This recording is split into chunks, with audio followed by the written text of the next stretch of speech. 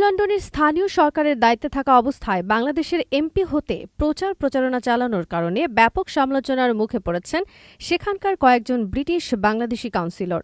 British সংবাদ মাধ্যম evening standard লিখেছে, টাওয়ার হ্যামলেটসের বেশ কয়েকজন কাউন্সিলর জানিয়েছেন তারা আগামী ফেব্রুয়ারিতে বাংলাদেশের জাতীয় নির্বাচনে লড়তে মনোনয়ন চাইবেন। তাদের একজন সাবিনা খান, যিনি বিএনপির প্রার্থী হওয়ার দৌড়ে নাম লিখেছেন। জানা যায়, সাবিনা ২০২২ সালে মাইল এন্ডে লেবার দলের হয়ে জয় পান।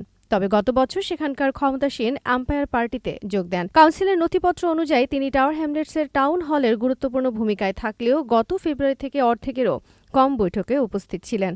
সামাজিক যোগাযোগ মাধ্যমের পোস্ট অনুযায়ী তিনি বাংলাদেশে প্রচারণা চালাচ্ছেন। এ ব্যাপারে মাইল অ্যান্ডের বাসিন্দা মোহাম্মদ হুসেইন ইভনিং স্ট্যান্ডার্ডকে বলেন, আমি মনে করি না তিনি এটা ঠিক করছেন। লন্ডনের দায়িত্ব ছেড়ে বেশিরভাগ সময় তিনি বাংলাদেশে থাকছেন। তার পদত্যাগ করা উচিত। আমরা তাকে আমাদের প্রতিনিধিত্ব করার জন্য নির্বাচিত করেছি, বাংলাদেশের প্রতিনিধিত্ব করার জন্য নয়। আরেক বাসিন্দা জাকির হোসেন বলেন, আমি আমার কাউন্সিলরকে নিয়ে খুশি নই। এমন প্রচুর লোক আছে যারা অখুশি। আমাদের কোনো সমস্যার ব্যাপারে তিনি কোনো জবাব দেন না।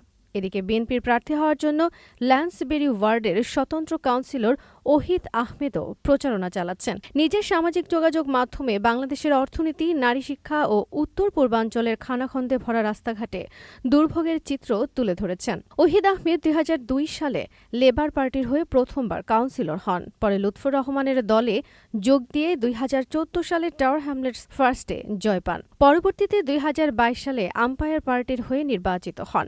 গত বছর ওহিদ আহমেদ দল ছেড়ে স্বতন্ত্র কাউন্সিলর হন। তবে ২০২৬ সালের নির্বাচনে না লড়ার কথা বলেছেন তিনি। টাওয়ার হ্যামলেটসের আরও একজন কাউন্সিলর বাংলাদেশের নির্বাচনে লড়ার ইঙ্গিত দিয়েছেন বলে প্রতিবেদনে লিখেছে ইভনিং স্ট্যান্ডার্ড। উল্লেখ্য যে ২০২৪ সালের অগাস্টে গণ অভ্যুত্থানে আওয়ামী লীগ সরকারের পতনের পর প্রথম সংসদ নির্বাচন হতে চলেছে বাংলাদেশে।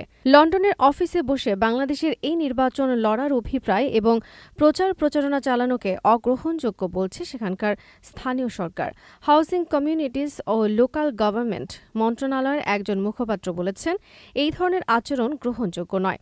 আমাদের স্পষ্ট বার্তা হলো, কাউন্সিলররা অবশ্যই কমিউনিটির লোকদেরই কার্যকরভাবে সেবা করবে, যারা তাকে নির্বাচিত করেছে। সব কাউন্সিলরদের সততা, বস্তুনিষ্ঠতা ও জবাবদিহিতা সহ নোলান মূলনীতি মেনে চলতে হবে।